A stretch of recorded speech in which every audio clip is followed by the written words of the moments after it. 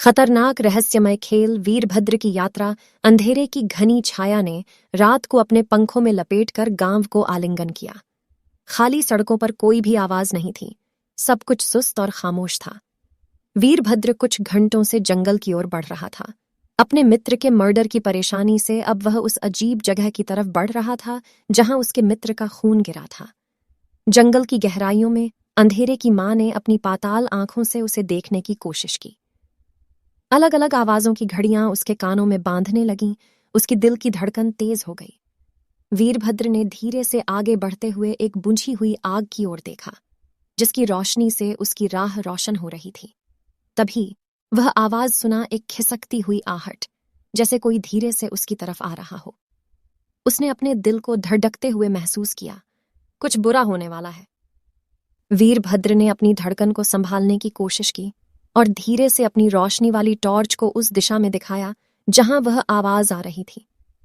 कुछ कदमों के बाद जंगल की सीधी राह पर खड़ा एक आदमी दिखाई दिया।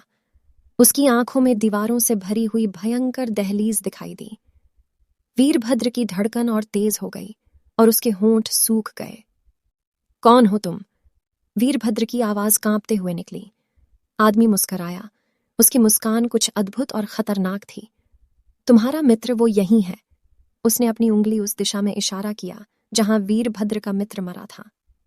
वीरभद्र के कानों में उस मित्र की चीखें और उसकी आखिरी बातों की यादें घूम रही थीं, और अब वह आदमी उसे वहीं ले जा रहा था, उस अद्भुत और खतरनाक स्थान पर जहां उसका मित्र खून में लिपटा हुआ था।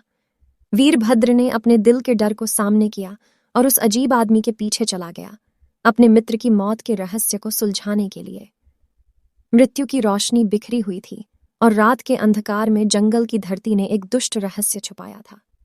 वीरभद्र ने आदमी के पीछे बढ़ते हुए महसूस किया कि जंगल का वातावरण बदल रहा है। हवाओं में एक गंभीर खतरा का संकेत था। आदमी की दहलीज पार करते ही जंगल की सारी जीवों ने एक साथ अपने शून्यता को तोड़कर भागने की कोशिश की, जैसे उन्होंने एक अद्भुत आतंक का एहसास किया हो। वीरभद्र की सांसें तेज हो गईं। उसने धीरे से अपनी रोशनी वाली टॉर्च की बत्ती तेज की और उसने पीछे की ओर देखा।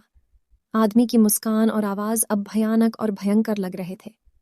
तुम्हारे मित्र यही हैं। उसने आवाज की गुजरिश की और वीरभद्र के पास आ गया।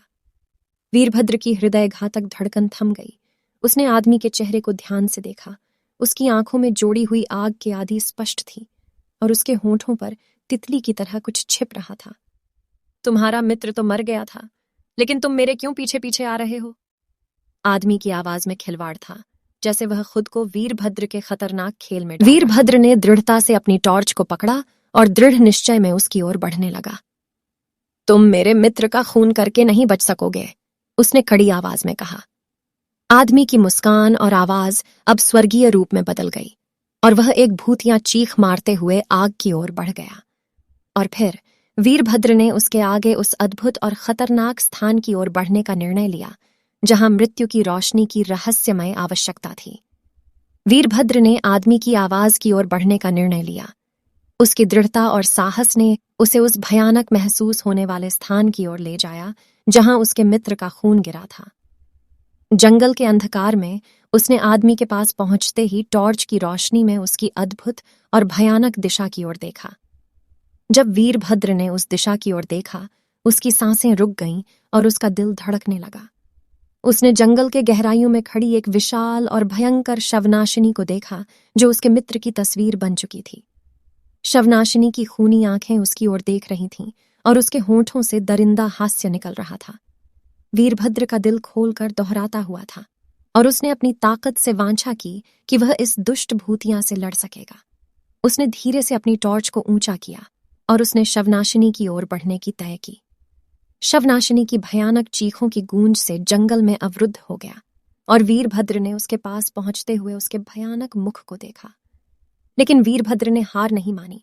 उसने अपनी धैर्य और शक्ति को एकत्र किया और शवनाशिनी के खतरनाक आगे बढ़ते हुए उसके सामने खड़ा हो गया। शवनाशिनी की मुस्कान और आवाज अब उसके दिल की धड़कनों से मिल रही थी और उसके खून में एक अद्वितीय उत्कृष्टि थी। वीरभद्र ने अपनी शौर्यशीलता का प्रमाण दिया जब उसने शवनाशिनी के सामने उसकी मृत्यु की रोशनी की खोज में अपना ध्यान सार्थक बनाया। कहानी अब वीरभद्र की निरंतरता और साहस की ओर बढ़ रही थी। जब उसने शवनाशिनी की आंखों में वह बदलाव देखा जो उसे विजयी बनाने में सहायक सिद्ध हो सकता था,